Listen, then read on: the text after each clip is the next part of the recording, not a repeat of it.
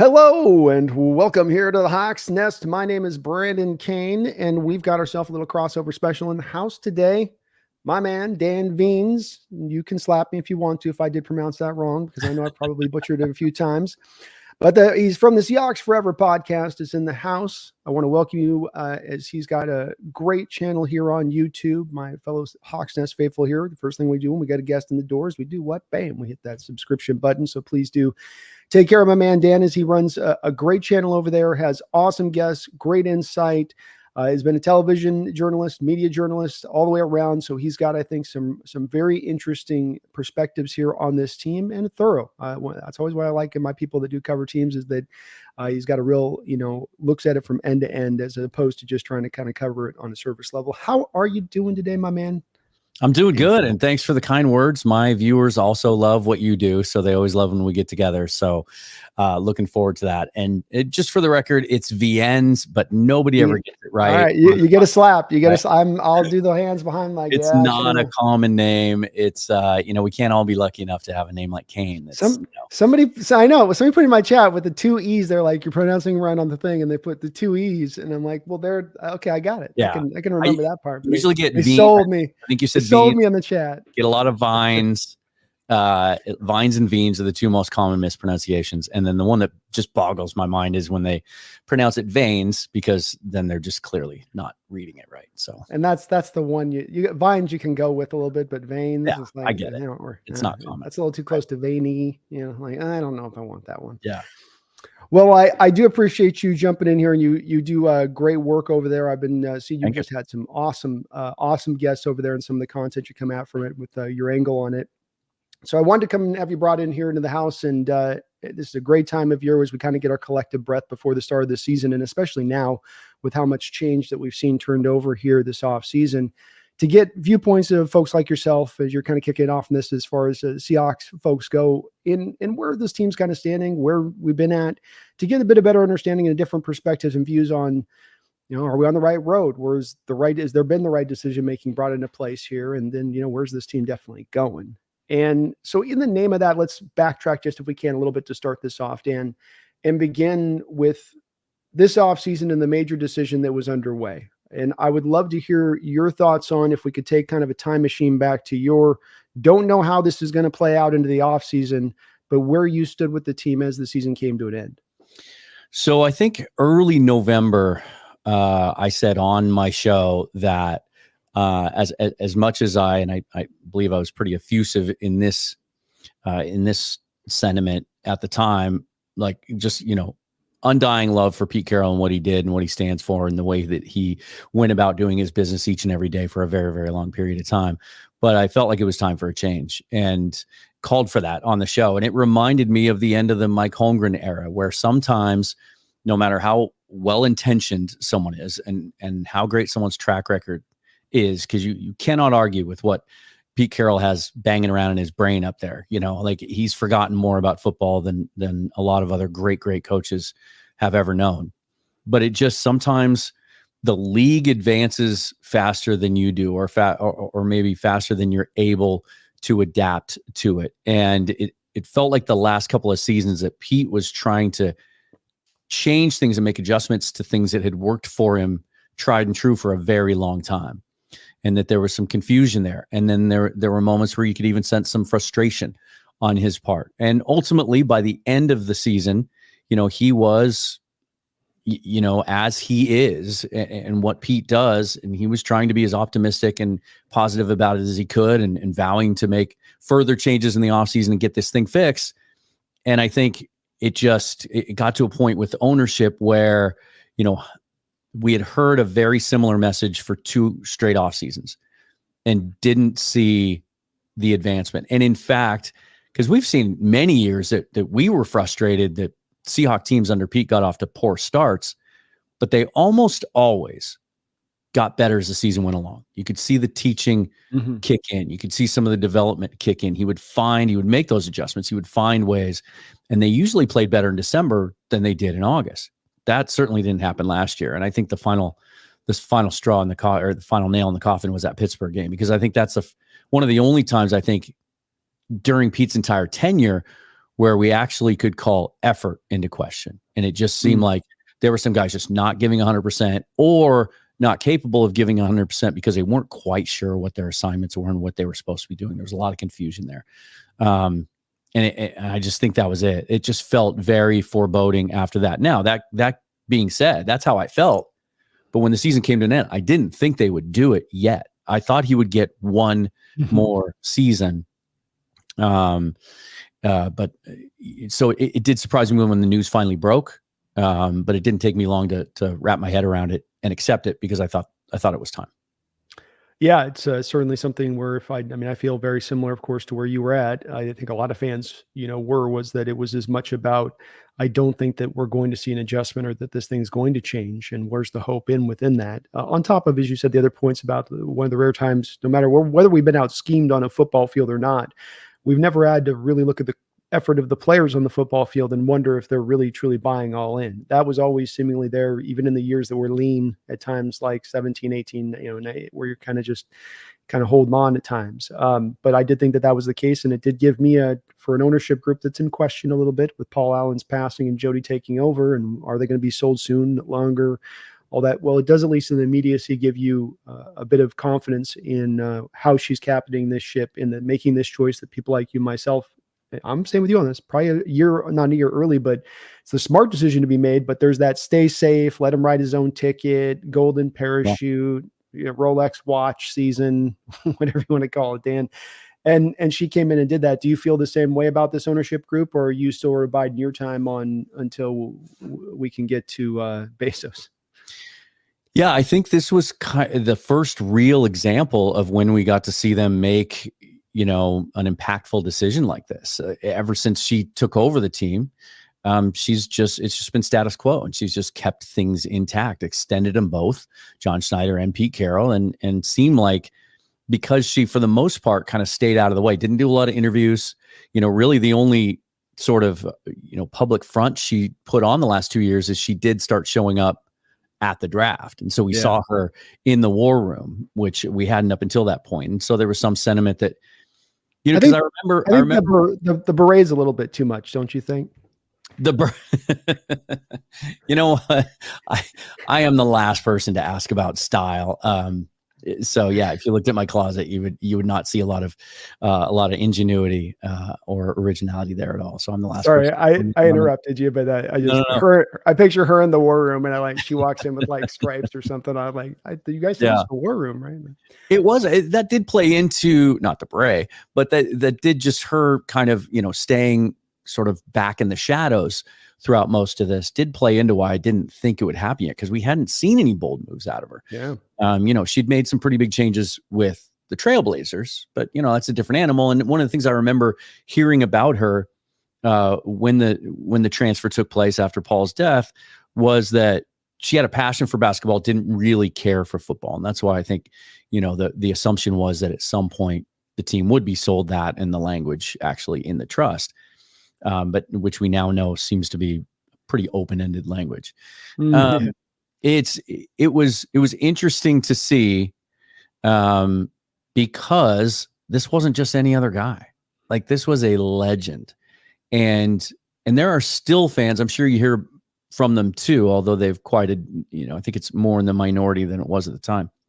That they didn't care. They didn't want to hear about how great of a candidate they thought Mike Macdonald was, or any analysis from anyone involved in football that maybe it was time for Pete to move on. That there was a strong segment of the fan base out there that felt like Pete should have been able to do this on his own terms.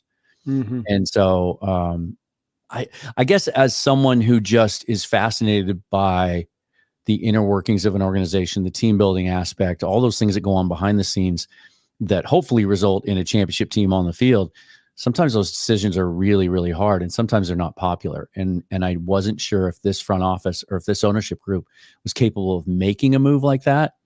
Now we know they are, which could come into play. Like, if this thing doesn't go great over the next couple of years, then what, right? When now we have a little bit of a basis to work on, like, do we start questioning the general manager and his job security if this team doesn't, get into contention mode in the next couple of years? It certainly adds a new wrinkle to that, for sure.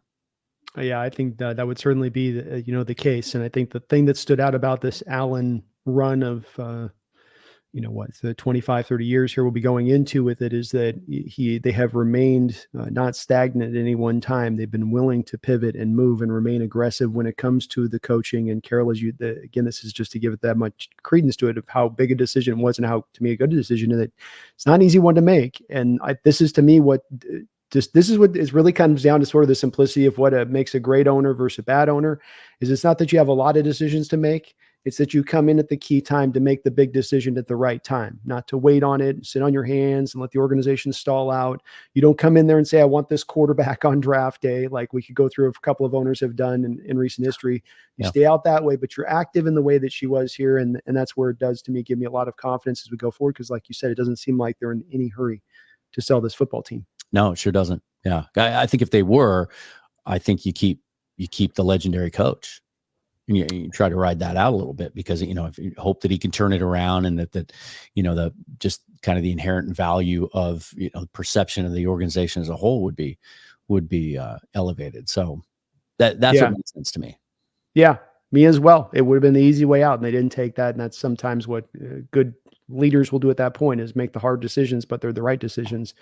And by the way, wait until week 1 on those Carroll folks. I'm already ready. We lose for week 1, they're going to be like, are you still happy, Dan? You still feeling good, Dan, about what you did? What'd you do, Dan? I'm What'd sure you do, Dan? so many Twitter bookmarks out there just ready to be unleashed. Yeah. It's only going to take a week. Yeah. If they come out of the gate. And I've, as I kick around and work on sort of living lists of possible topics over the next 6 weeks, when topics are a little harder to come by, one of the shows I'm kicking around is, the idea that what if this doesn't work, right? Like what if Mike Macdonald doesn't put this together? Like, remember Brandon Staley and what a hot candidate he was, young, up and coming defensive guy, just coming off a Super Bowl. And then he goes out and absolutely just crushes his introductory press conference. It just blows everybody away. And, they couldn't fire him fast enough. Like, I don't think that's going to happen. I have a tremendous amount of confidence from everything that I've heard and am seeing so far. I'm just saying, most of these coaches fail.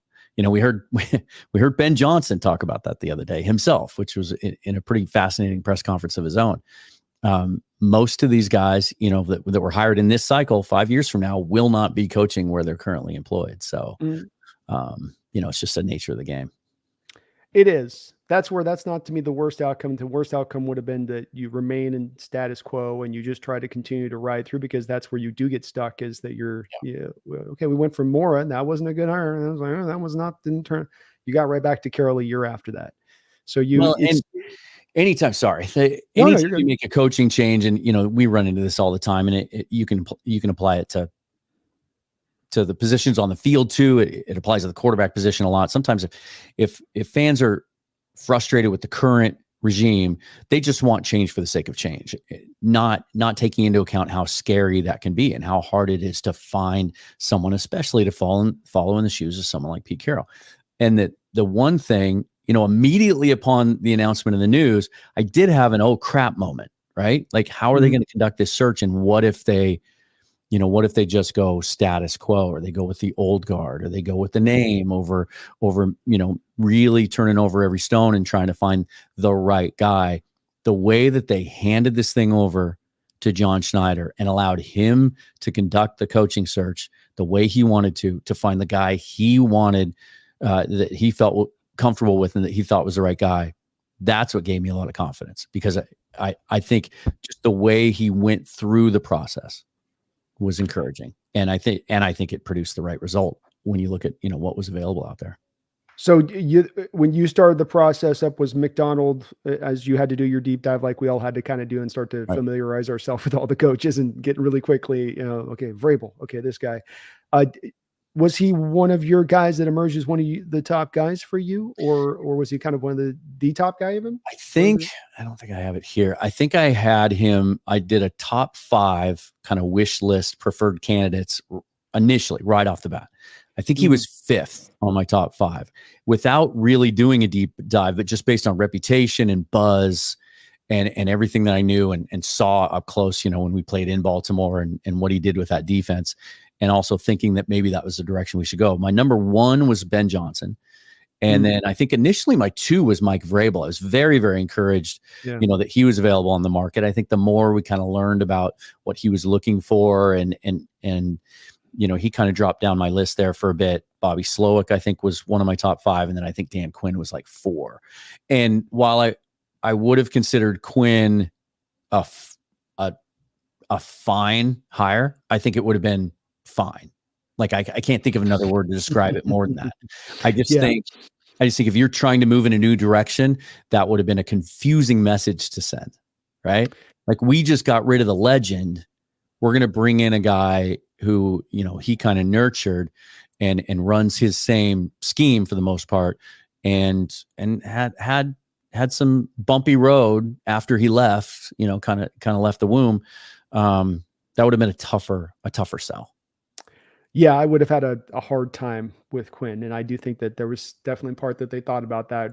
I was about the same place, I think, with Macdonald on my initial list. I think maybe I had him a little ahead of Slowick on mine on that one, but I did have the other guy. Maybe I had Harbaugh up there too in the initial process. But the thing that gives me a lot of confidence that he's not going to be Staley is that you do look at Staley, who had the generational Aaron Donald, a stacked Rams team that made go-forward moves like Von Miller trade at the deadline to bring him in onto that defense on top of it with Ramsey on the outside.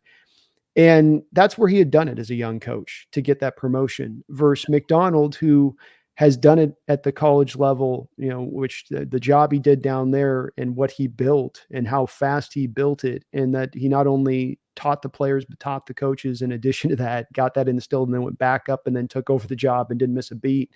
And so has done it at 2 different places without anything close to that kind of quote unquote generational of a player during that time period. And the performance he's gotten out of the defense makes me think he'll be a different guy. You're hearing some good things in the background, which is also encouraging to hear, though.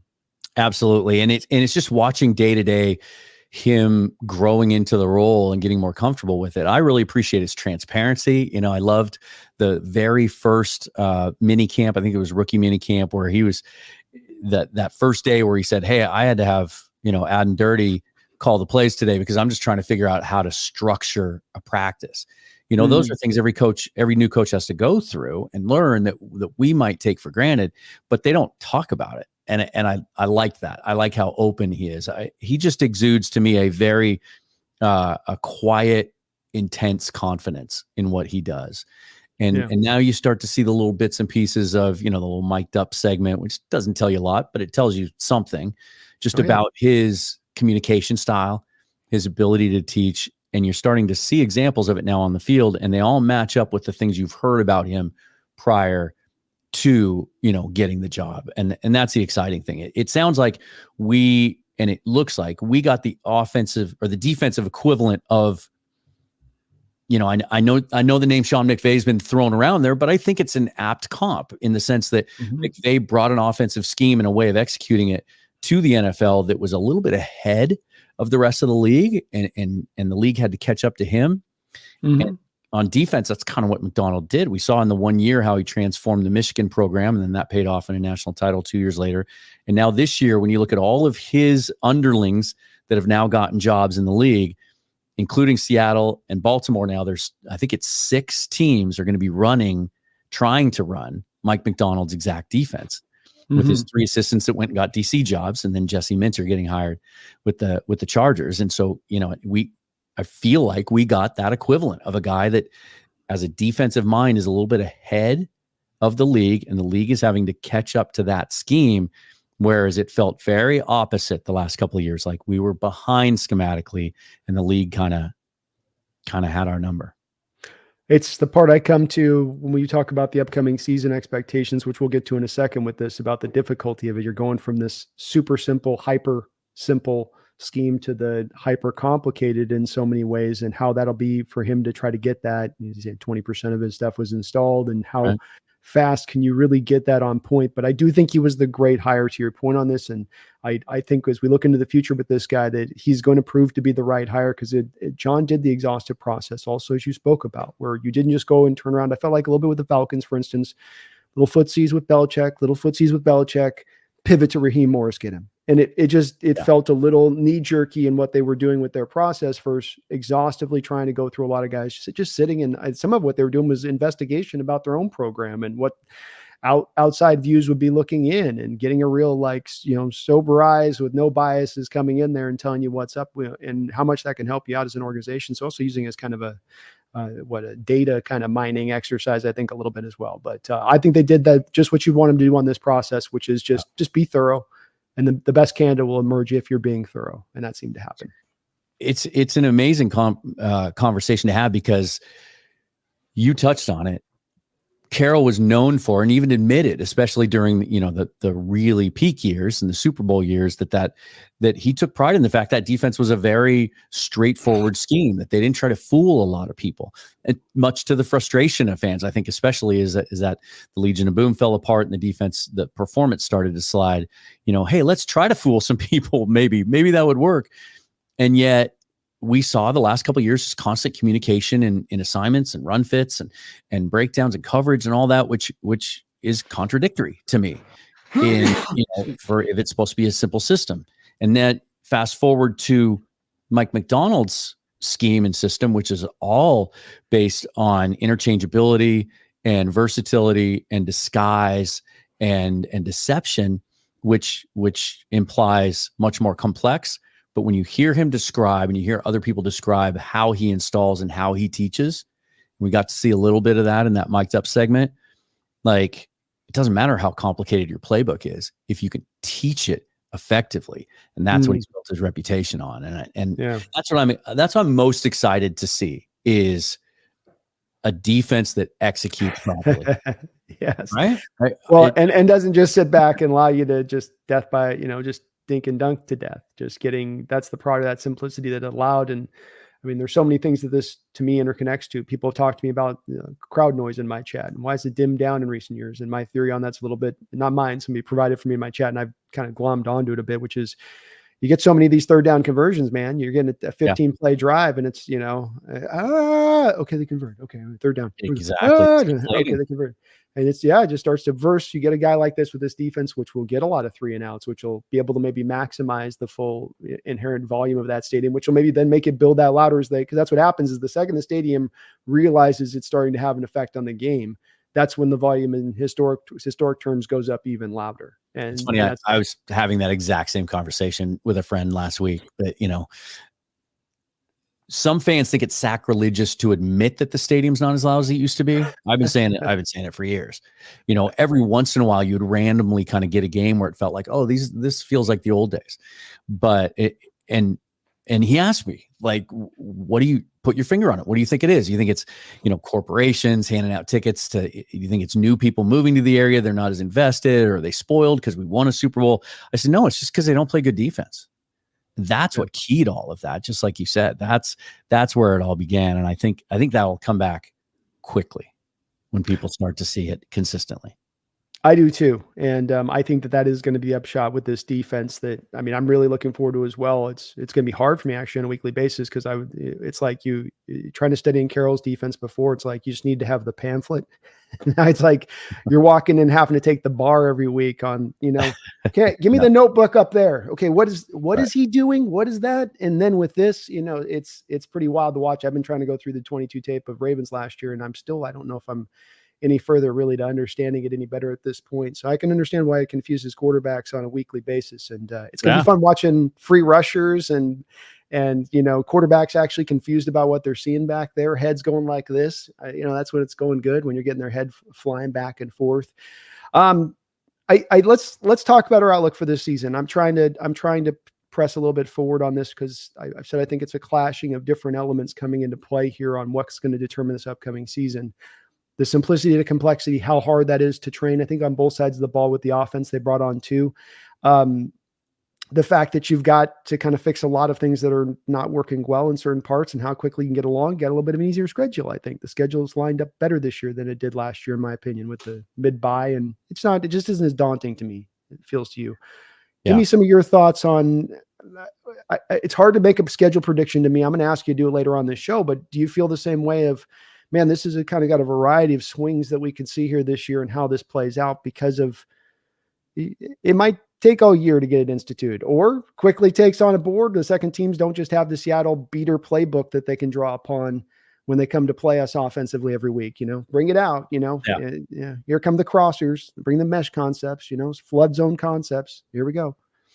Yeah, there's a lot to unpack when looking at the schedule, because we just don't know, how long it is going to take. And I think even as encouraging as it is with just the pretty significant infusion of talent, I think, on the offensive line with what they did in the draft, and even in some things in free agency, and even better if Abe Lucas can come back at some point during the season, be anything close to 100%. But there's so much newness there that it's going to take a minute. I don't care how good of a coach Scott Huff is, or how much more talented some of these players may be than what we had there in the past. It's going to take some time. The great offensive lines that we see around the league are good because they've been together for a season or two. There is some continuity there. And so I do think that there's going to be, a growth curve and a learning curve.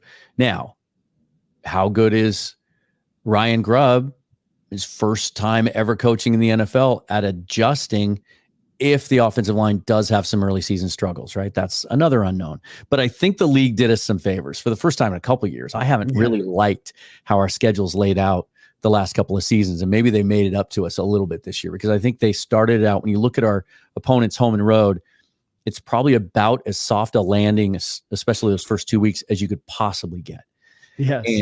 And then even when you look at just how it's spread out and balanced, there aren't any ridiculously long stretches where you're away from home. I think with buys included, I think the longest gap is 3 weeks. And there's been seasons where they're home once in a 6-week period. And as a season ticket holder, that would drive me nuts, And so the first thing I always look at is just kind of how the home games balance out. And to me, it's very even keeled and consistent all throughout. And then also the fact that for the most part, the best teams that we play are on our home schedule. And so some of those tougher teams, Miami and Buffalo, and some of those, potentially high-powered offenses, we get them at home. And I think that works in our favor a little bit. I do think the home field advantage is going to be more significant this year. Plus just the simple math that we get 9 home games this year instead of just the 8. It does give them an opportunity. I have yet to go through game by game and pick a record like I do every year. It's an exercise we all love doing, and the viewers love it, and it's fun. Oh yeah. I just haven't been able to, because there's just too many unknowns. When you start to look at things, though, in a general sense, like, okay, I think it's realistic that they can split in the division this year. So that's kind of start there. I think, I see a winning record at home. I see some winnable games on the road. I've said that I think the floor with what we know now is at least 8 wins. And I think with everything we know about this coaching staff and what I believe is an upgraded roster, almost top to bottom this offseason, that I think 10 and 11, if things really break right and you don't have any significant injuries, that's always a part, of the game. I think there's a potential to really exceed expectations, because one thing I've been talking about on the show the last couple of weeks, I think expectations are much, much lower of the Seahawks around the league right now than I expected them to be. And I posed this question the other day. I think if they had kept Pete Carroll, let me ask you this. If they had kept Pete Carroll and had the exact same offseason that they had, made all the same additions in free agency and the draft and all the same salary cap moves to get to where they are right now with the 90-man roster, don't you think people would be pretty bullish around the country on the Seahawks going into the season? I feel like they would. They would. There's a factor of it that we've got to talk about that I think does reduce down people in their mind from Seattle's upside that wouldn't have nothing to do with Coach Carroll or that talent you talked about that I agree with is fully stocked up. I think they'd be a little more bullish than they are now. I think some of it, I don't want to give them too much credit because they don't often think very deeply on a national scale with what we have going on here. It tends to be pretty, what is they're doing there? All right, they're not going to be good. But I do think that you do look at historically legendary coaches, and you're moving on for guys that have been in there in over a decade. The one that I've gone to in my mind over and over again has been the Landry one, where Jimmy Johnson's got to come in there and kind of suffer the tough blow through that season there before he got him turned around pretty quickly. But had the 1 year where it was going to be like, okay, hold on, boys, we got to build this out. But then I come back to, again, this is that, to me, that I'm almost like bipolar with it, Dan, where, I'm just going, we're gonna be awesome. No, we're not. Yes, we are. No, we're not. And you're going, and because you go, yeah, but he has more talent here than Jimmy Johnson had coming into the Dallas at the time. You're not, this is 2 years into this rebuild. As you had said, this is stocked up in a place now where it should be good to go to hit that ignition button, despite the fact you're trying to institute a different scheme on both sides of the ball. And what wins out on that. The pass protection point you mentioned, I think, is a good one. That's also where maybe there's some hope, though, with it, because you're doing spread concepts. You're doing get the ball out of the hand, kept Michael Penix clean and untouched, largely on the back of being so quarterback friendly of an offense. But then you go, yeah, but not wide hash marks. Right. So, yeah, right. It's that bipolar where I just, in my mind, I keep going back where I see this wide mark like you see. I do see their upside there in this team. The toughest division in football, I think we're going to be facing again here this year. And how does that, break it down? So I think there's a wide variance to me on what I could see. I do think what you said as the numbers is totally fair and in line, but I do see this almost 6 to 12 kind of almost horizon there in this team potentially. Cause it could be a lot to have to get on both sides of the ball, get this thing. Cause it was just as simple on the offensive side of the ball as it was on the defensive side of the ball. I asked so many people about that offense with Waldron, and I asked tons of people. I think I even talked to you about this on your show a year ago, because I was trying to ask as many people as I could to get an answer that would be different. And everybody was the same on the answer they provided. And I said, that Seattle Seahawks offense, how much does that look like Sean McVay's offense? Yeah. None. It didn't look like what we thought it would look like. Yeah. We all thought we were getting the Rams offense. Yeah. Or just at least some semblance of it. Right. I mean, give me just like I love the 3 tight end backfield. Don't get me wrong, Dan, but at the same point in time, we hired the guy for what he did under McVay, not to create his own thing. And I don't know if he was creating his own thing or told to do his thing, and maybe, but we didn't get the Rams offense. And so, that's where it's, again, we never got an identity at all. I mean, there was never anything that they could hang their hat on from week to week. They'd come out with something that worked really well one week. And like, to your point, there was, I can't remember the exact game now though, but first third of the season where they came out and they ran a ton of 13 personnel, just almost exclusive, 60-70% of the snaps were 3 tight ends, and it worked really well. And then the next week we saw none of that. And then, there's, some of that can be adjusting to your opponent, but it never felt like that with Waldron. It just felt like throwing darts at a dartboard to see what would work, and kind of experimentation and change for the sake of change, and never really.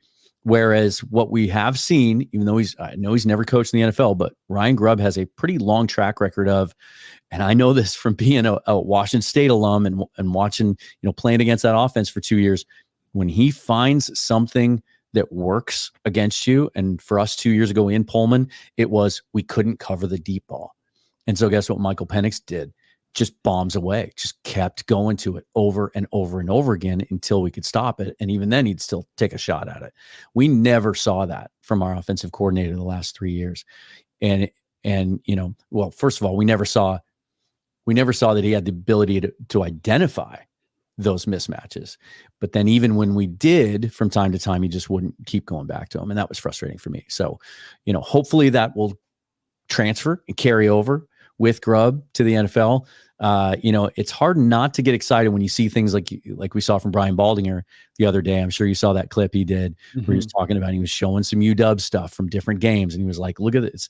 Or actually, I think most of the clips were versus WSU. Last year in Seattle, where we actually played him right down to the wire, played him really tough, but he showed 5 or 6 different plays and they were all completely different looks. But they were all intended to accomplish the same thing.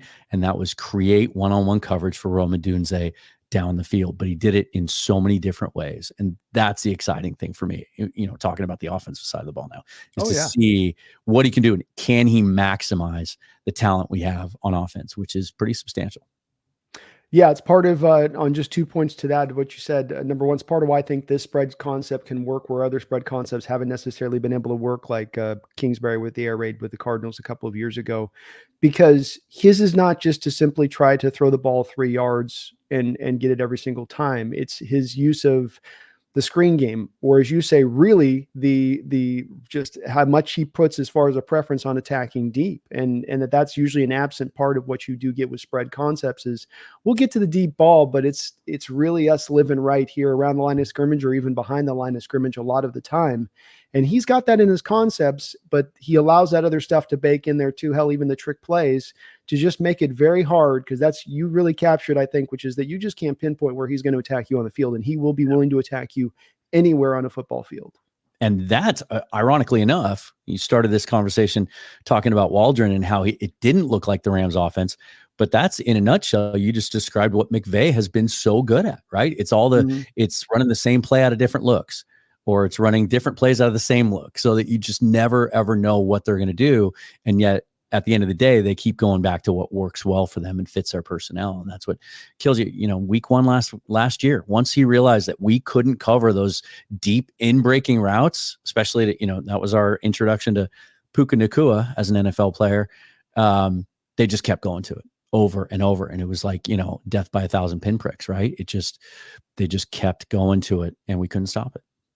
I think he knew it even before that coming in. I think he's known it for years now. That's why he was 10-5 or whatever it was, 11-5 against Coach Carroll. Is his thing of coming in here was to beat Carroll, and that's what he did. He was brought in here as kind of that, not higher assassin guy, but that's what he basically was, to come take down Carroll's system and with what he was going to do. And that's just what he did with his system. And it wasn't that it was always super complex, because we weren't being all that super complex. Yeah. It was just, as you say, attacking those, being willing to attack. Hey, this is going to be the hole every time in your defense. I'll just attack it constantly and make you adjust. And I think it'd be a fair question to ask, as you mentioned about the offense. I do agree with what you said on that, but I think that we could also say it was true on both sides of the ball, being that we didn't plan for the opponent. We were going to just do what we were going to do. Yeah. Did you agree with that? Absolutely. That was, I have a buddy of mine that I've known for 20 years. We talk about football almost every day, even to this day. And we would always just look at what was happening in New England. And obviously a lot of it was about Brady, right? But we always just admired Bill Belichick's ability to completely create a new defensive game plan week in, week out based on what the opponent did, to the point that sometimes he would literally be playing a 3-4 one week and then a 4-3 the next week and then a 5-2. Mm-hmm. Like, you never knew. And to me, that was just so impressive, because, having to coach those different roles and different keys and assignments to those players who are used to just playing one role and doing, executing, one assignment, it was easy to get envious of that as you watch from afar. But what have we heard from the day Mike Macdonald was hired, is to the point that he'll even continue to say, and I love this answer, is not quite sure how we're going to do it. Not quite sure, because I don't know who's good at what yet, and what we're good at, and what we can lean into. And that's why I'm looking forward to the season, I think, as much as any in the last 10 years, just because with just the wide-eyed curiosity of what's it going to look like, and will it be as good as I think and hope it will be. I think you touch a bit on the coaching component that needs to add to helping the players out. And a lot of what we have done prior, in my opinion, and I think you feel the same way, is leaned on, okay, guys, go do it. And their part of that puzzle doesn't really come into play. And then, we're going to be predictable, and teams are going to know what we're going to do pre and post snap. And we're not going to go to these places on the football field. We're going to ignore those places, and we're going to protect against these places on the field that offenses aren't necessarily going to attack, but we want to keep them clean just for reasons. That's where you come back to, it's not that you're looking for the coach who's going to do all these amazing turns of the screw and pulling of the levers and these moving parts and all that. It's that you're looking for coaches who can give extra advantages to their players beyond just go out and do it. It's a league of parity. It's a league where the talent is all very even keel across the board. You've got to provide your guys something a little bit extra to get yourself over the top against this competition. Do you feel like Pete Carroll's sitting at home right now, or he's probably not at home, he's probably on a very tropical locale somewhere, and seeing the moves that John Schneider and his staff made this offseason with some envy? Like, we've been playing from behind and trying to play catch up for the last 10 years on the defensive front and get enough guys there, to the point that we kept having to go out and make these desperation moves and midseason trades. And now it's like we finally went and added to a position of strength with a solid veteran like Jonathan Hankins, and drafting a guy like Murphy to add to all the other young talent there, and adding to the secondary, obviously his position of first love, and doubling down on those Auburn corners in the draft at a position that we didn't think was really a need, and just adding more layers of depth and talent there. Finally committing a bunch of resources and bodies to the offensive line with some really high upside young guys for the first time in quite a while, at least on the interior. I'm waiting for him to finally come out and start doing interviews again. And hopefully he does some that are really heartfelt and transparent, because I'll be fascinated to know his thoughts. Yeah, I think that he's eventually going to come around to the fact that the change didn't come into play. I mean, I've gone over and over again to that press conference he gave at the Combine 2 years ago, where he spoke in stark language, which is unusual for him in evaluating himself. Is that the one where he was talking about how he wants the San Francisco 49ers defensive line and name dropped all those guys? No, it was the one where it was right around with the new defense when they went from Norton to Clint Hurt, and the press conferences is that we've been arrogant in our ways. We've held too long to our old ways. It was really, to me, it stood out to me because it was so different in any kind of language he'd used in the past in discussing anything that might have been false, because he is so positive and twist to the positive, lean away from the negative, positive, lean away from the negative. And that to me is part of why I did that 2 years of, okay, I'm going to give you 2 years because you're saying you're going to change. That's all I'm looking for. Is I'm not looking to move on from you, Pete. I just want to see you change from this thing that ain't working and stagnant. That's all. I just move, and you're embracing that. Let's go. But just didn't really want to embrace that. And I think when it came down to it, I'd be interesting to hear if you agree on this. I think that if you really pressed him at the end of the day, there's two things with this. Number one, part of the reason you can go and drill this defense where you get a couple of linebackers is because you freed up the money out of that safety position. I might argue that Carroll was probably the flag runner when it came to Quandre Diggs and Jamal Adams. So when you come back to him feeling like, oh, now you guys do this, well, you were kind of wanting to go that other way that didn't work. And so that's where it gets hard for him to come back and be like, like what Russ could do, where he's like, okay, now you guys get an offensive line, right. That people always said about with Russ with that. And, I get that with Russ, but again, even with Russ on that, you go, yeah, we're not paying you $55 million a year. We can afford to go and put some investment in the offensive line, or at least I know we drafted those guys, but we had high draft picks for a change. Yeah. Yeah. I think he still lands on the line of thinking this is all cylindrical, and that there is a time where it will spin back to his. Tell me or do you think he's eating some true humble pie at this point, coming back to it? You're speaking to Carroll again, still there? Yeah. I do think he was humbled. I think that's a good word. I think he sounded confused at times last year, especially when he would turn around the next day and do his Monday coaches show on 710. Like, there were times it just seemed like outwardly he was grasping at straws. And maybe, going back to that press conference that you noted, because I do remember that quote. It was such a strong one. It gave me a lot of encouragement at the time. I thought, okay, he's willing to look at himself in the mirror, self-scout, call into question the way they've been doing things, and look at changing and getting outside of his norm and outside of his bubble. And then, but he just never made the change comfortably. And whether that was he hired the wrong guys to try and execute it for him, or whether it was just that was a scheme that he knew and loved and knew so intimately that maybe they had been better off just sticking with that, trying to plug better players in, because it did just sound like, and it was so hard to listen to as someone with, so much reverence for someone like Pete, that he was really grasping at straws at times. And he was trying to find answers, almost like he was working through it out loud in these interviews. That was hard to listen to.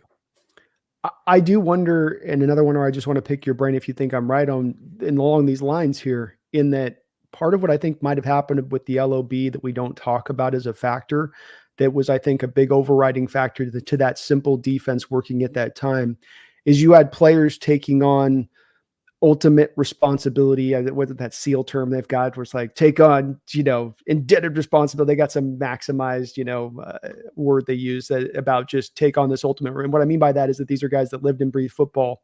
But I also wonder if these little adjustments you might make in play, we're running cover 3, but Richard can just kind of look over at Bobby and be like, I'm going to undercut this route. You come back, or, like these little things that they got so on that telepathic, like continuity and chemistry, like lane, that they were able to sort of take that over from the coaches and put that out at times on the field in those little ways. I'm not talking about Mike Macdonald flipping of coverages here. I'm just talking about little things they could do knowing the offenses, because they were so well studied. Do you buy into any of that?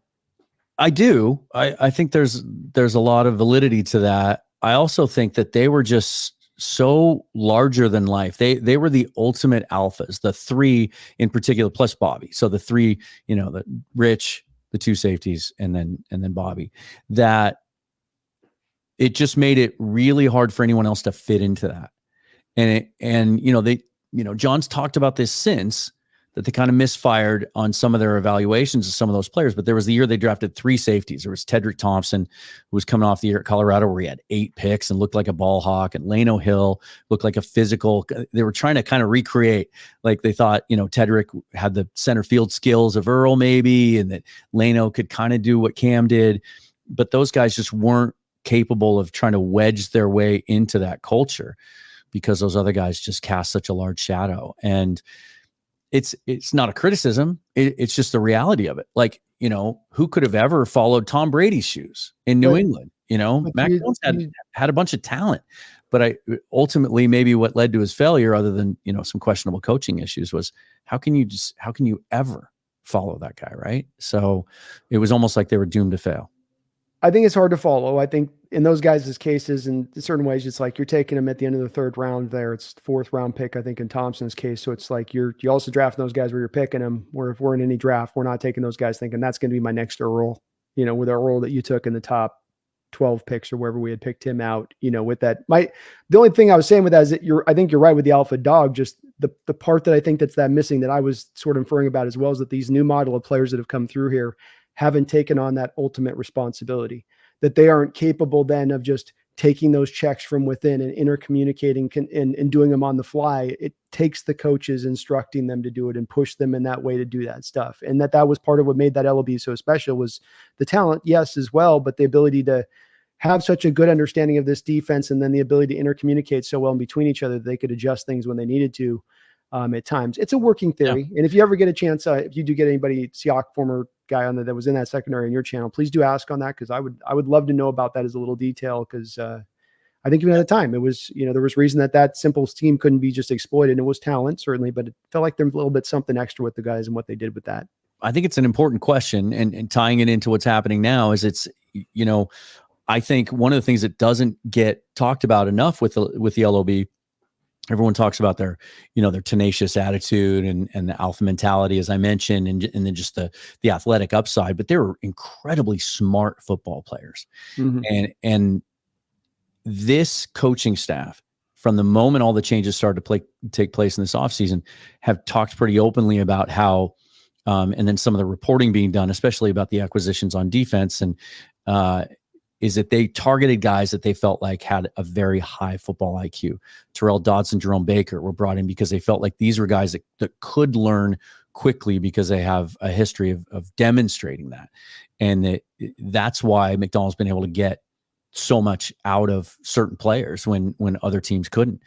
Kyle Van Noy and Jadeveon Clowney and those guys, because they had an underrated ability to understand the game, to be able to take it in and then apply it on the field. And certainly when you watch the defense of the last couple of years, IQ might have been, football IQ and acumen might have been one of the things that was kind of a common thread that was missing. And so, got to see it on the field. We have to see it, right? We're all encouraged and we're all optimistic, and almost universally kind of makes me a little nervous sometimes, the praise for what's happening here and on these coaches and their reputation. But they all earn those reputations for a reason. And I think teaching is something that's not fleeting. It's an ability. It's a gift that some people have, and communication skills goes along with that. And I think there's a track record here on this staff of being able to do that. And it may take some time. It may, but I think all those are really sound points. What I like is then that intelligence too. These guys are all showing an ability to, no one's really married to what they are.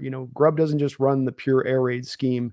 Macdonald's not just running the old Buddy Ryan defense and how he's gone about it or how he shows to do it. I mean, the new adjustment he's talking about now with the Mike to Will, and sort of almost taking that cover 2 shell theory stuff that you apply to your safeties and start to apply to line. Then I start to wonder, is he going to even do that to the defensive tackles, where it's, snap in and snap out. You don't know who's the 1 tech and you don't know who the 3 techs. You'll know maybe by how they align, but post snap, they may they may shoot to the gap that you're thinking would be a 3-tack shoot versus holding down and being the 1-tack and holding the position of the attack. And you've got all these guys that have done it in their background at that nose tackle role. I wonder if he's going to continue to push this forward. And that's what really starts to also, again, as you say, add to why you feel so optimistic about it. It's because he's not just bringing in what he's learned and say, here's what I know, but he's actually continuing to also show, I'm going to keep building on this. I'm going to keep trying to think of ways I can make this roll. Yeah. And we've also seen some signs of forward thinking too. It's not like he's just taking the mindset that we're going to go to camp and we're going to throw all these guys out there and see what guys can do and then figure it out. Like we've seen the evidence and the things being said about what Draymond Jones is doing this offseason and preparing to play a whole new role. And Mike Macdonald said, we have a cool plan for him. So in some ways, on one hand, he's saying, hey, we got to kind of figure out what guys can do, and then we'll put all those pieces together. But on the other hand, they have some vision for some of these guys too. And it seems to be a pretty clear one with Jones there, where they're going to move him into a different role than we're used to seeing him at. And I wonder, we're not going to see some of this stuff until the pads go on and these guys can hit.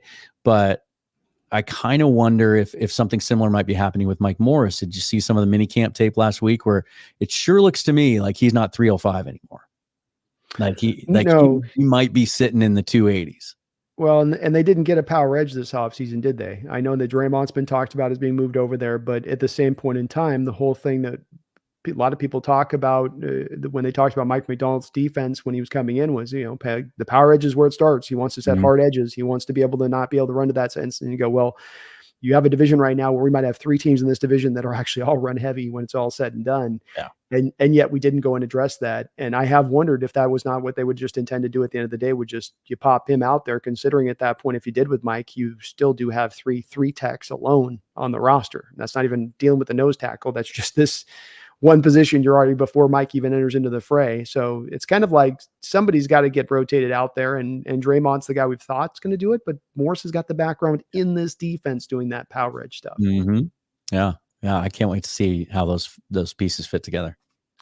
It's going to be exciting. And that's just where I'm very hopeful for this defense. But again, we got to come back to, if it takes a little bit of time, understandable, and instituting this stuff, because it is going to something so different than what it's been. Also, we didn't talk just real quick on that too, with that offense. I like to, with the offensive hire of Grubb, he didn't do the cliche defensive head coach hire thing. I'm talking with, Arthur Smith, fine offensive coordinator. I wouldn't have been mad if he did, but that would have been kind of a cliche kind of hire for a defensive coach, is just go give me the safe guy to just kind of carry the water on offense. He didn't do that with this Grubb, did he? With the Grubb hire? No, not at all. And that's, Grubb was a name that came up immediately, living here in Seattle, because Husky fans brought it up. And I kind of scoffed at it at first, I don't know. There's better guys out there, and the first place my head went to is I'm sure a lot of others do, and maybe to a fault, is, who can we get from McVay, right? Who can we get from Shanahan? And certainly there were guys to be had, right? Zach Taylor or Zach Robinson, went out. They were even, his tight ends coach was getting offensive coordinator interviews. I think his interns were getting offensive coordinator interviews. And so the fact, you coordinate the passing and attack. That's all we need you for. I just do scheduling. You've got the iPad. But you've been around him. You've been around the man. Right. It just rubs off. It's automatically, right? Yeah, exactly. You just got to be around him for a while. Yeah. Well, the Bears are hoping so. Again, very similar to how John ran the head coaching search. I think he cast a wide net, and that was really exciting to see, that he wasn't limiting himself in what he was looking for, because, and maybe he said something and I missed it, or maybe we'll hear it at some point, but I wonder at what point Ryan Grubb came onto John Schneider's radar. Was it only after the coaching change when he had to start looking around, or is this the guy because he had him in his backyard, and they work so closely with that staff that, hey, maybe he had his eye on him to some extent, because it does seem like, I don't think they said they'd ever crossed paths personally. Right. Mm-hmm. But I can see the appeal, because the first time I knew of Ryan Grubb for, 3 years, because I was familiar with what he did with Jake Haener down in Florida State that year as well, just scouting quarterbacks. And then obviously what he did here in Seattle with Michael Penix. but it had never heard an interview with him, had only heard that the media loves him. And then the first interview that I watched with him, I felt like I got smarter. Like I was immediately drawn in, and just the way he talks about football immediately sets you at ease that this guy is, Schneider says big brain. This guy's really smart, and he knows a lot about what he's doing and what he wants to do with conviction. He never sounds like a guy who's trying to put the pieces together and figure it out as he goes along. He sounds like a guy who knows exactly how he's going to go about doing it. And that's what gives me confidence. Yeah, stuff's not happening by accident, but it's happening by purpose. And to your point on that, how does he purposely set the stage for this with his success? Yes, but he also sets it with going with Michael Penix last year to the combine. Partly, yes, in support of Michael to prepare him for the process the next season, but also, as he said, to develop those coaching relationships and talk to the guys, including as he did with Mike Macdonald at that time, and setting the stage for that. And I think you're right. There has to be some degree of some night on a Saturday, a couple of times this year, I'm sure Schneider flicked on the Husky game and checked it out. He's got, especially all the ranked opponents they played and so many prospects that were on the field there, you'd have to think he would have done it. But, how can you not come away amazed with it? Because it isn't just structurally fitting to something that is Mike Leach. Oh, it's just Mike Leach 2.0. It's right. Yes, there is the air raid concepts within this, but it's all of what he's doing within it. It's the pulling of the offensive lineman, the trick plays, the screen passes, the willing to go to the chunk plays. It's so diversified in that it's just not sitting on one spot to hit. But I thought an exciting hire on his part. He didn't go get that, with the Roman offensive coordinator. That was another one I was a little worried about. The Ravens, he did the Kaepernick offense and he did the running Lamar offense. And I went, oh, here we go. They're going to go to this. It'll be something like that. But no, he went outside the box, and I like it as a hire, man. I do. It's if it doesn't work, then you can always pivot off this even faster than head coaches, you could argue. And I think it's going to work though. Because like you said, I do too. And I don't worry at all about the college to pro leap, because they're all just borrowing from each other anyway, and have been for a long time now. I mean, we're seeing, the late great Mike Leach, rest his soul. Like we're seeing his fingerprints all over offenses all around the NFL, and guys are going from the NFL now, back down to college. Guys are going from college to the NFL more. And I think that's even going to continue more, because some of these college coaches just don't want any part of what's going on in college football right now. It's just too much about, what's outside the X's and O's and not enough about the game. And I think the college or the pro game is going to be much more appealing to some of these guys. My only concern, and this was one that was talked about at the beginning of the coaching search. If you hire a defensive guy and then you hit a home run on your offensive coordinator hire, how long is he going to be around? And can you groom someone behind him to hand it off and keep that kind of continuity? Or are you constantly going to be chasing every couple of years, trying to find another guy that can make it work? To which I guess if I'm trying to appease myself at the end of the day, I'm trying to convince myself that that's a good problem to have, because it means you're doing something right. Yeah. And there's no easy answer out of it to say, oh, you'll just find I think the only thing that you can do is what you've done here really for Grubb walking in, which is you give him a cupboard stacked, and that it certainly is going to help any offensive coordinator walking in here when you can give him the type of offense that we've started to give him. I'll give you that maybe the interior of the line needs a little more developing, but everything else is pretty nice for most. I think there's a lot of OCs around the league watching Grubb come to Seattle and going, oh, really all that? You get all that, huh?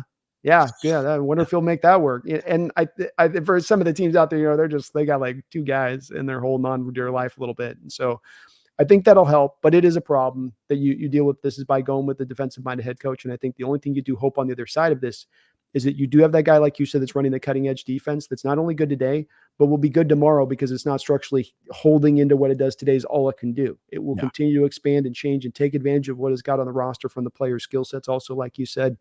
And I think that's what part of gives me hope that that's something you can also kind of lean on with time, because, hey, this was the first year in the long time, Dan, we saw scoring go down. Defense took a little bit back, some of that tug of war rope back, didn't they? They got a little bit back on this year for the first time. And maybe that's not a huge trend, because then the NFL outlawed partly tackling this offseason. So the swing is going to go back the other way quick here. But, it does, at least maybe this is the good time to strike for that, is what I'm trying to say. No, and I just keep going back to it. I just feel like, because we started out talking about kind of how we had Macdonald ranked, right? Initially, by about a week before the hire, I had moved him up to 1B with Ben Johnson. Still was very high on him at the time too. And part of the reason was I'd convinced myself or become convinced that the defensive coach made even more sense than an offensive coach, because it's the hardest thing to be consistent with. It's the hardest thing to tack down. So many of these teams that have offensive minded head coaches, they're, the flip side of that coin is every year they're trying to find answers on defense. And then you get into these, these shooting matches, and we see it with Miami Dolphins, and there's other teams too that are out there that have struggled with the same thing. It was an issue in Kansas City for a while, right? The Mahomes offense could outscore anybody, but they had to, because they weren't stopping anybody on defense until Steve Spagnuolo came aboard and they started investing in the draft and in their personnel moves on defense. And now they are what they are.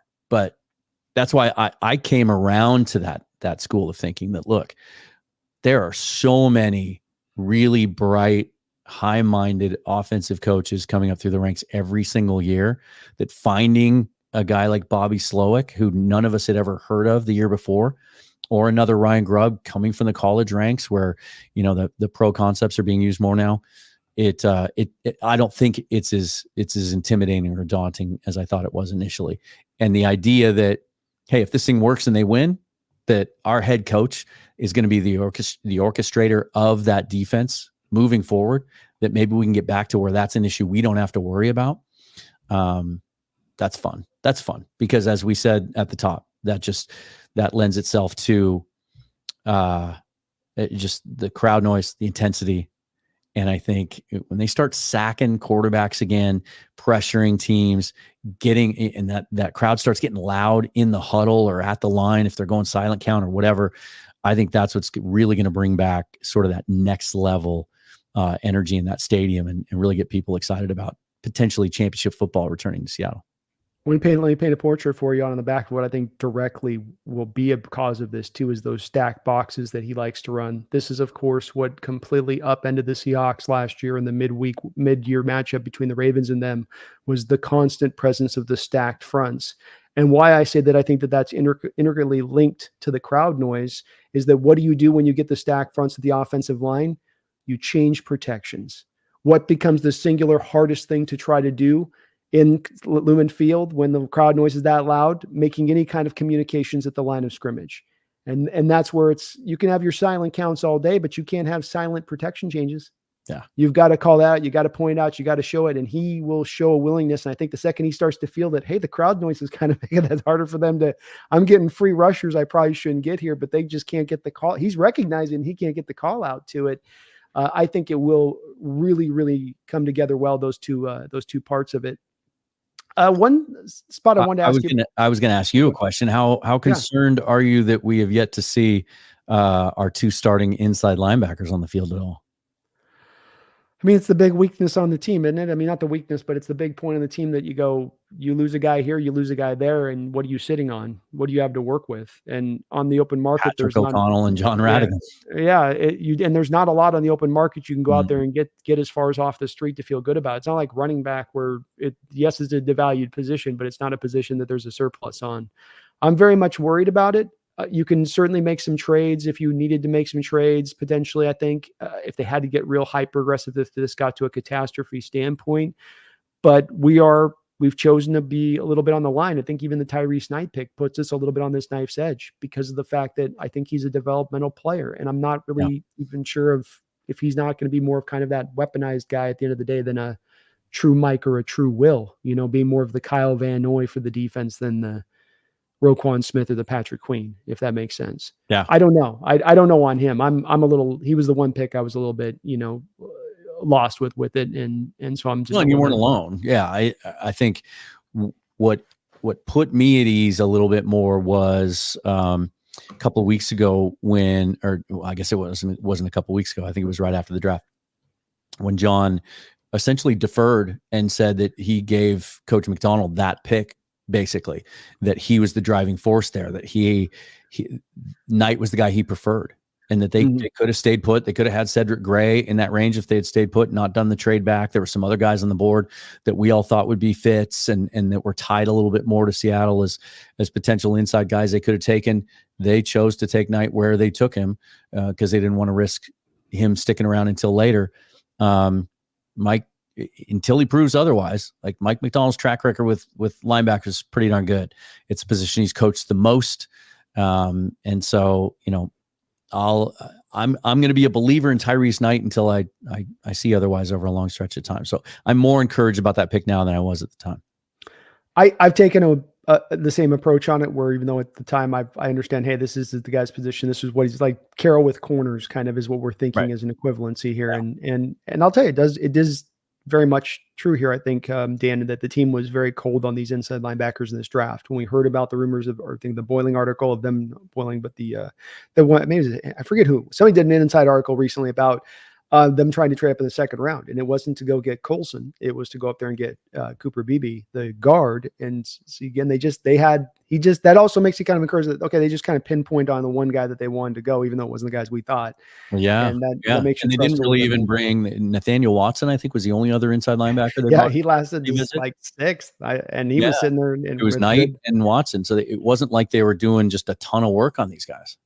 Yeah. It's a very, very light on this one. What was your favorite pick at this draft? I mean, just for now, I know it's easy to go to Murphy, but just what was the one that you liked from I know it could be Murphy, but just give me the best one you want.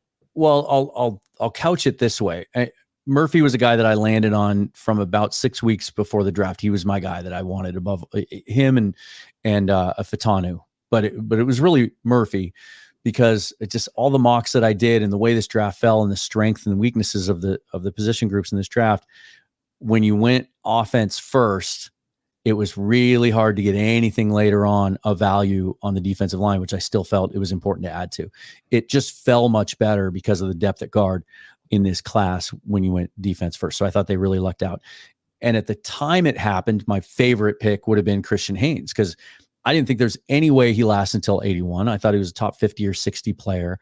And I thought, okay, all those years of watching teams like Baltimore every year, Green Bay almost every year, Cincinnati tends to do this too. They don't move around in the draft a lot. They just kind of stick and pick, and they always benefit from guys slipping that aren't supposed to slip, and they just stand there and they take good players. Felt like that played into our hands. But in all the time since then, I'm not so sure that Satawa Lamea isn't my favorite, because I think he's a guy that's tremendous value getting him later on day 3, as you did. He's shown up in a lot of lists since then as a guy who was a great value, great steal, had a lot of 4th round grades out there. I think he's a starting caliber player if you move him inside full time, which it looks like based on what they've done in distributing the reps in rookie minicamp and in voluntary minicamp so far. That he's a guy that you may have, just like they did with Charles Cross and Abe Lucas, at least for now, in getting both of your bookend tackles in one draft.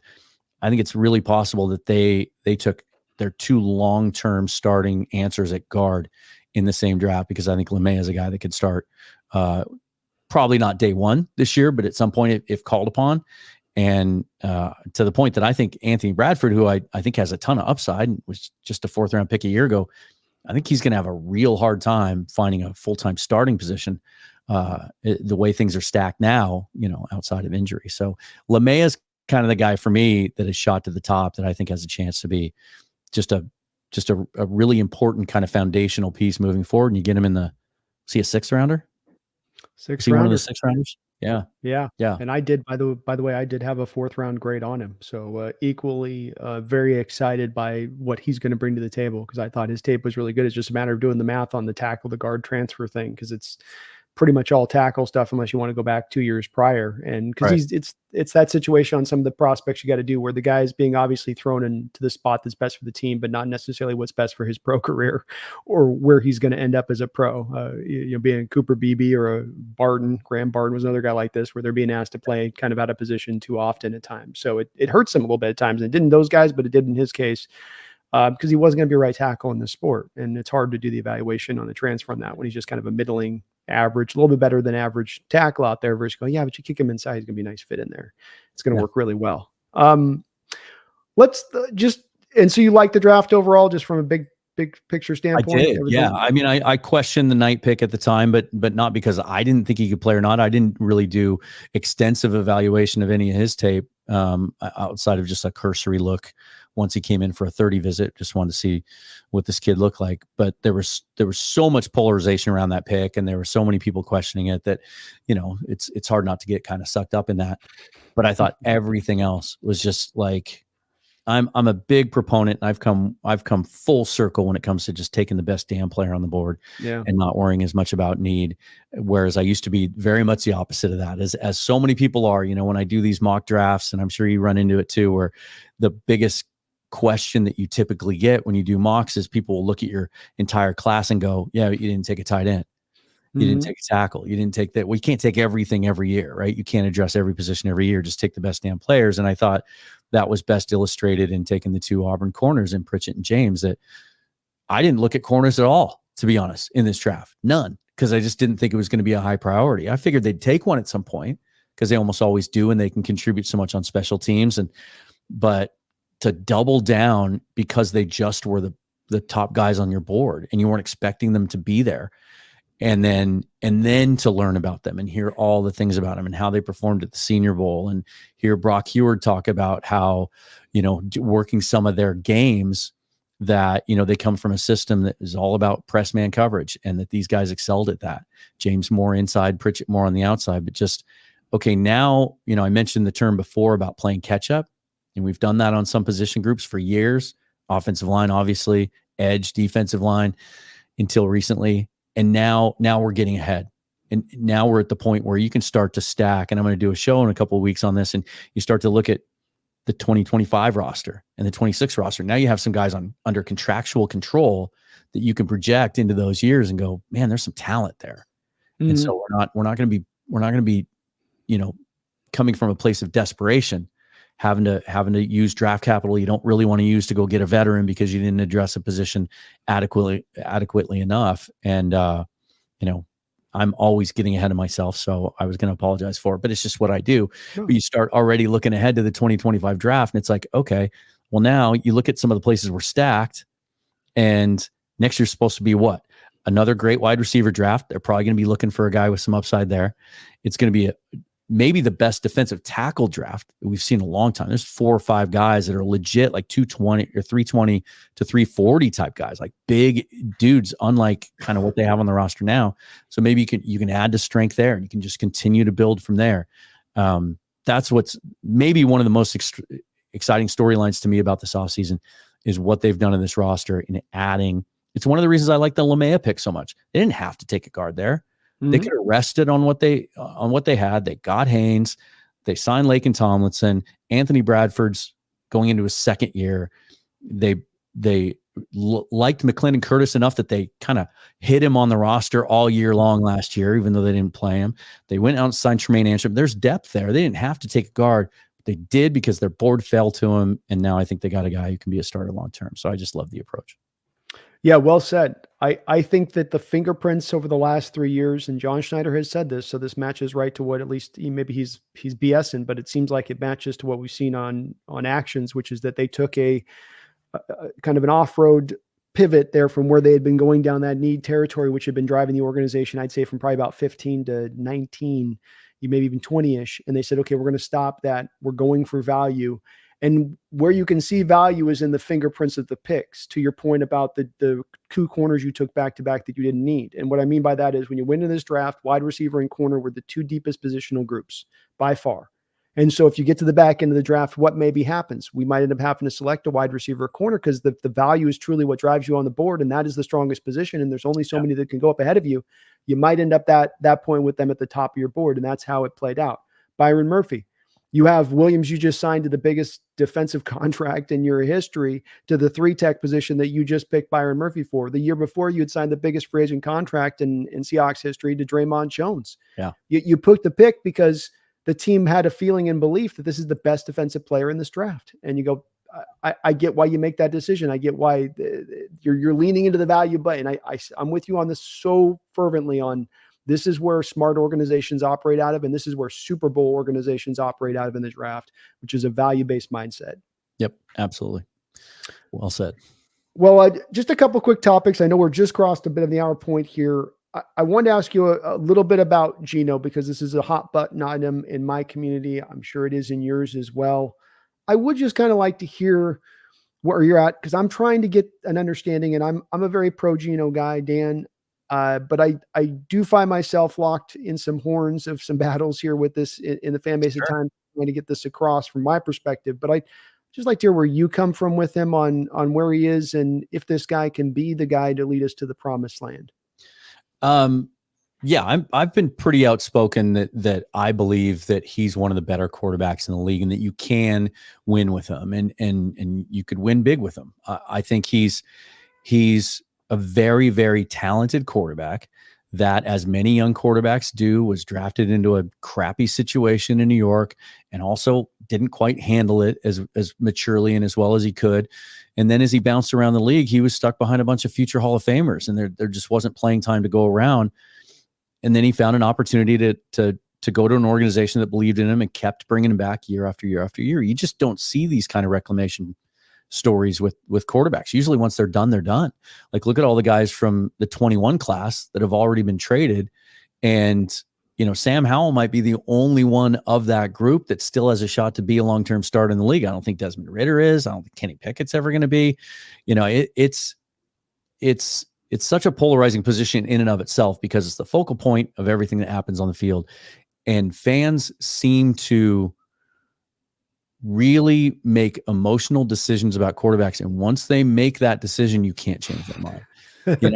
We saw this. I was talking about it on my show today. We talked exclusively about quarterbacks and training them with a guy who runs a quarterback academy. And it's so hard to try and talk about good and bad with people who've already made up their minds on a quarterback. We did this for 10 years with Matt Hasselbeck. I think there's a real parallel there with Geno and Matt, and where they're standing in the league is, in that, in any given year, you can pull up a bunch of stats and you can cherry pick things to build an argument that he's a top 10 quarterback in the league. His detractors can pull 3 or 4 advanced analytic stats as well and say, nope, he stinks at this. You can find whatever context you need to confirm your priors and back up your argument. I'll say this. Ask yourself, if you're on the fence about Geno, or if you really think he stinks, and little side note here, anyone who comes at me with, garbage, stinks, sucks, words like doesn't belong in the league, I don't debate that person, because they clearly don't understand how hard it is to play quarterback at the NFL level. I mean, it's even the guys that don't make it are incredibly, incredibly smart. I can sit and listen to Dan Orlovsky talk for hours and hours and hours and learn a ton about football when I watch him do his film breakdowns. He's incredibly smart. He was not a good NFL quarterback, right? It's just so hard to get there. So I would ask those Geno detractors this: how many quarterbacks in the league would you trade for him, or trade him for straight up? How many names do you come up with? And even if it's 20, right? Then you might come back and your argument might be, well, he's bottom third of the league. Okay. Which means he's still one of the 32 best quarterbacks in the world, right? And how are you going to get one of those other players that you think are better? You're not. They're not available. So then you're left with the argument of, well, draft one. Well, because track record there is so great, and that works out so well, right? We just talked about the 21 draft. And so, I mean, you look at this year's draft, and there will be busts. Some of these guys aren't going to pan out. They're not all going to be stars. I think he's a very, very good quarterback that, as there are quarterbacks that can win despite weaknesses all around them. They can just put a team on their shoulders and drive them down the field consistently and score points on offense. There are not many of those. And those guys all have gold jackets. And Geno Smith's never going to be in the Hall of Fame, but he can be a very, very good quarterback that you can win with if the pieces are in place. I think there are more pieces in place now, and I think the most important one might be Ryan Grubb, who we've talked about extensively already. I think that's a really good fit. He's going to get the most out of Geno. And I think, as much as the Geno detractors hate listening to what we're talking about right now, he goes out and has a good year. We're talking extension in 10 or 11 months. We're not talking about, big cap hit, get rid of him, time to turn it over to Sam Howell. That's why you made that move. No, we're talking extension. I couldn't put it better than you just put it on that. And he's getting, to your point, better spots that have been sort of failing parts. The pass protection, you would think it has nowhere to go but up from where it was recently. The willingness to attack in the run game, not just hammer the A gap, the willingness to target the middle of the field, which has been the 32nd rank in the NFL. If we can just push some of these parts to middle of the road, my argument to all the things you just said, in addition to that, does that push Geno's performance up a little bit with it as well? I think, yes, it does, to your point on that. So, and I've been critical. If anyone out there watching this thinking that I'm just a Geno apologist, because, I get that in the comments too. If you say one tiny little thing, sometimes you get the, what about how come you're not talking about Sam Howell? How come you're not talking about Drew Lock? I've been critical. After that Cincinnati game, when he just seemingly couldn't pull the trigger on anything, even though he was staring guys down wide open down the field for easy touchdowns, and I couldn't figure out where that came from. Like, I was as hard on him as I've been on any quarterback. But we saw those issues, whatever was happening that day, we saw that get corrected. And he's not the perfect quarterback, but find me one that's available that you can get to replace him. And okay, we can talk about that move, but they're not out there. And you and I've seen recency bias is out there. So it's all Tom Brady and Patrick Mahomes mindset when it comes to quarterbacks right now. But we've lived long enough to see guys that have come through and won Super Bowls that haven't had to be those guys to go get it done. And even guys in recent years that have come up very close that aren't in that same, just not quite to those guys, but they've come very close as well. I mean, Purdy came very close. Hurts came very close. These guys, you can get there with a guy that doesn't have to be I walk on water guy. And as you said, hard to find those guys in the draft. I talked to Randy Mueller, former general manager of the Seahawks, a couple of days ago. And I said, when do you draft a quarterback? He goes, well, every year. But he goes, but the teams don't have as much conviction in these guys as the fans do. So there might be 6 guys in the first round. We got 1 or 2 that we like. And so, and to his point, he said, I never end up drafting a guy in the first round, he said, in all of his time as a general manager. So it's just, when you got one of some quality, to me, you kind of appreciate what you got in it, but you're right. You're not going to solve anything on this. So I'm glad to hear, though, that you're in the same boat, because it's been one of the ongoing debates that's pretty lively in my channel on that one. Even then, though, even with what you just described, like, expectations are so out of whack when it comes to fans in the quarterback position. There's Bills fans right now that aren't real high on Josh Allen. There's Dolphins fans that doubt Tua and think that he shouldn't be signed to a big extension. You can go to almost every market outside of probably Kansas City and find fans of that team that has something negative to say about their quarterback. It's just the level of perfection we expect from these guys in order to put them in a category of whether they're good or not. And they're either good or they suck. There's no middle ground. It can be frustrating. And it's there are times where I just have to zip it up and just stop talking about it, because it's never ending. Yeah. I put the moratorium every once in a while too. I'm like, no more today. We're doing no more Geno talk today. Let's talk about kickers today. Yeah, we're going Michael Dixon. What a hell of a start to a career, folks. Hell of a start. Well, I know I've kept you up over time, and I promise just the last couple little questions on this, because in the nature of conversations that I tire of and I don't like to talk about, but do come up. There was some noise about DK about a month ago here. Supposedly Steelers called, and John said you have to wait till after June 1st. And we all kind of were able to track this down. It looks kind of bunkish, heavily bunkish. But where you stand with DK also, just the last kind of guy I'll ask you about on this before we get into your final locked-in record prediction for the season for the Seahawks. Where is your stance with DK now and in the long term with this team? I think he's a phenomenal talent. I think he's a guy that you try to keep at all costs, especially now, and see how he fits into this Ryan Grubb offense with Geno throwing the ball downfield to him. He's not a perfect receiver by any means. You look at his heat charts and all of that. There's certainly, routes that he excels at and routes that he struggles at. And that was a knock on him coming out of college. And that's precisely why he was available at the end of the second round for the Seahawks to move up and go get. And so you kind of have to take the good with the bad there. I think he's a gamer. I think he's a guy that when the game's on the line, you want him. And, I've had people argue this point with me, and they throw catch percentages at me and completion percentages and how many, percentage of balls thrown targets in his direction that he catches. And I'm like, you know what? Here, let me show you 10 games where with the game on the line and Geno having to move the ball down the field, he's making tough catches, contested catches with guys draped over him in traffic, in pressure situations. And that's when I think he's at his best. we also saw half a season of him being on his best behavior at the end of last year. And I thought that, some of the outbursts that really, really drive fans crazy, that maybe he's got a little bit of a handle on that.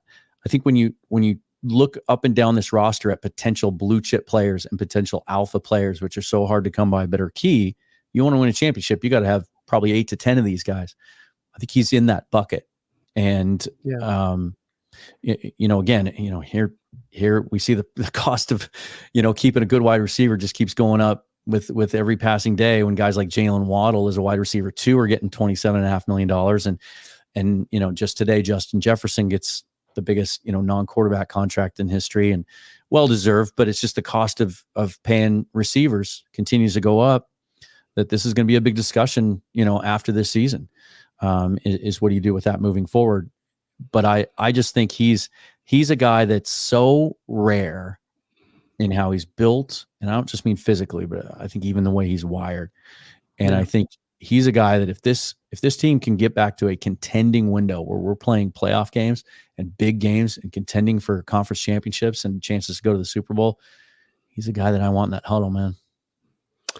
To your point, set the rookie record for the first playoff game he played in for the most yards in a rookie game for a wide receiver in NFL history, when the bright lights were bright. And if you look at his career, by the way, too, I think like 500 yards receiving in the playoffs or something ridiculous like that. Yeah. So he's when the lights have come on in those moments, he has shined bright. 26 years old, and the production's right in line with Megatron through 5 years of the first 5 years of his career. So it's I'm not saying he's Megatron, but I don't want to let that go either. And I hope he's here in the long term. And at his age, you still feel good about giving him that contract, because it isn't the Tyreek deal, which is people have tried to represent to me as, we'll do like the Tyreek deal. And my argument to that is that wasn't exactly a great move for KC. It's worked out, but that doesn't make it a great move for them when you look at especially the number of assets that they've poured into the wide receiver position to try to find a replacement for him, and who still have yet to successfully find one. Yeah, and yet they still win Super Bowls. Well, that's the Mahomes. That's the walk on water guy. When you got the walk on water, that's the place I do with those fans that want that guy. Like, I want him too. And you can walk on water. It solves a lot of problems. It fixes a lot of issues. It plugs up a lot of holes in the dam, but it's just hard to find it. Last 2 questions for you, and I'm going to pair it like this on these questions is, number 1, let's get a record prediction. But on that, within that record prediction, let's say that the Seattle Seahawks find themselves with the pushed trade deadline now a little bit extended this year, looking good record-wise. The opening part of the schedule allows us to make a little bit of hay, maybe. I mean, like you said, the tough games are at home. I mean, if those are on the roads, I'm probably putting them as the L's in first, Mike. But at home, you feel like if we are at 5-2, 6-2, come around the trade deadline, are you looking to be active at that point, or are you saying this is really all a one wait and year see approach and then final record? I do think I would approach it fairly conservatively because of what they're building. And I also think that John has been pretty open about talking about the lessons that he's learned with some of the mistakes he's made in the draft and in trades during his time in Seattle. And I think in that group are the Jimmy Graham trade, the Percy Harvin trade, giving up, big time draft capital, 2nd round pick for Sheldon Richardson, guys like that didn't pan out. I think he values those high picks now more than he ever did. And so, if they get, I certainly think, they're always competing, right? They're always trying to add to the roster. And to your point, one of the things that really put that Mike Macdonald defense over the top was when they made the move in season to go get Roquan Smith 2 years ago. Not that I think a guy like that's going to be out there, but if they're a player short, I absolutely would see them being active at the deadline. Now, right now, they don't have the money for it, but we know that they're going to make adjustments with some players' contracts. John's talked openly about it. They will have money so that they can be active at the deadline if they want to. But I would think it'd be more something along the lines of like the shrewd kind of deals with day 3 picks, like Quandre Diggs for a 5th, right? Or the year they got Carlos Dunlap, who just needed a change of scenery and still had something left in the tank, like a vet on a 1-year deal. That's a rental that you're not going to, it's not going to cost you tons of draft capital. I could absolutely see that. As far as a record prediction, I think in a 17-game season that I do lean optimistic. I said the floor is 8 wins. I think the home schedule is advantageous. I think this team is going to play sound enough defense consistently enough. I think it's going to get better as the year goes along. I think at some point this year, we're going to really like how that offensive line looks. I think Ryan Grubb has a really exciting resume, and I think it's going to translate to the league. And I just think there's almost too much talent on offense for him to not have some success, to fail. That I think this is an 11-win team. I think it's an 11-6 win team, one way or the other. And I think regardless, even if they win 10, even if they win 9, I think by the end of the year, we're going to see the pieces in place. You know, and some people have said, it kind of reminds me of 2011, right? Going into that season where it all came together, that, okay, we can see it happening. Now you go into next offseason with a pretty stable roster. It's pretty deep in all the key areas, with a lot of guys on rookie contracts and a full assortment of draft picks, including a couple of comp picks next year, that you can just go out and do what you need to do to put things over the top. That's kind of the way I see it playing out right now. If I had to bet, if I had to put my name on the line, I would pick 11 wins. I love it, man. I hope you're right on that. I can definitely see it going down that line. I'll probably be somewhere near your evaluation at the end of the day when I hit my last landing spot. So it's, I think, right around the right spot. You just keep coming back to that offensive talent. You come back to that. The defense spent an extra game and a half on the football field last year by the number of collective snaps they ran. But that also means that's a game and a half taken from the offense. Yeah. That, you know, you give that back to them, and they were efficient as they were, how much they can take that. So one last question too, breakout player this year? Ooh, I don't think Derek Hall is getting talked about enough. And I think let's go. You know, he's a guy, you know, that edge group. We saw the big year 2 jump from Boye Mafe last year and what he can do. I love the athletic profile from Hall. Love his story. Love the dude and how intense he is, and the motor's unquestioned. And kind of what put me over the top for answering this question was an interview I saw recently with Jim Nagy, executive director of the Senior Bowl, who was talking about all of the Senior Bowl guys that John has drafted in the last couple of years.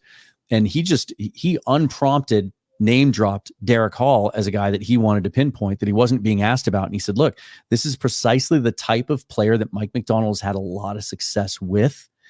Don't count this guy out. You know, you're going to rotate guys. There's going to be snaps to be had, even with Mafe and Nwosu being your starters. And he was a guy that he kind of pinpointed. I just think that, you know, he didn't have a lot of tools in the belt when he came into the league as a rookie last year. Didn't have a lot of pass rush moves. Kind of got by on that, you know, the long arm. Yeah, the long arm from either side, which was impressive, and the power move and bull rush. But you know, you add some things to that and use him correctly, and I could see him, you know, however you want to define breakout, I could see him getting, you know, 6-7 sacks this year and kind of being a guy in that rotation where you're talking about him in similar terms to what we were talking about Mafe last year. That's a great one. And he's also in doing some research on this. The second round edge rushers, man, they don't produce in the first year. It's a weird thing. When you look through, it's like going back to 16, it's a lot of 1, 2, 3 sacks a season, or it's just not much there to be had. But that doesn't mean that their story's set and that they don't have an ability to bounce back in that second year. It just means it's hard to rush the passer in the NFL. Yeah. Yeah. And he had a banged up shoulder last year. I think he kind of played through, and maybe it wasn't enough was being made of that because they needed him. But yeah, I can't wait to see what he does. I can't either. Well, I think you're hanging in here. Sorry, I kept you a little extra half hour here, Dan, but thank you for coming on in here. Folks, do me this favor if you could. Hit that like button here on this show, but as well, if you could for me, head on over here to the Seahawks Forever podcast on YouTube with Dan Viens. With Dan Viens. I got to do it like Viens. Yeah. If I do it if I do this motion, like your chef, I can pronounce it correctly if I do this for some reason. I don't know why. This makes it funny. Right. Although you make it sound Italian now, and it's French. I know, but it does make it sound right. The pronunciation, then it works. Whatever road I got to take to get to sound, to get the pronunciation, I'm going to take. It's a Viens. It's a Viens. Well, thank you for being on the show today and coming on in here. I had a great time chopping up with you, folks. Do please though sub over on the Seahawks Forever podcast. Get subbed up over to his side. He's got great content over there. Some great guests. I know you're going to be doing some ramped up coverage as we get closer and closer here, even in the training camp. Like I said, you had a coach on today. So go check that out over on his side of things. I really appreciate you for coming on in here, man. And we'll do this again, in the future. Anytime. You know where to find me. Well, thank you guys for watching. Thank you, Dan, for coming on in here. We will sign off at this point, and I'm going to make Dan give me a nice, big, fat Go Hawks to sign us off. As I say at the end of my show each and every time, forever and always, Go Hawks. Let's go. Go Hawks.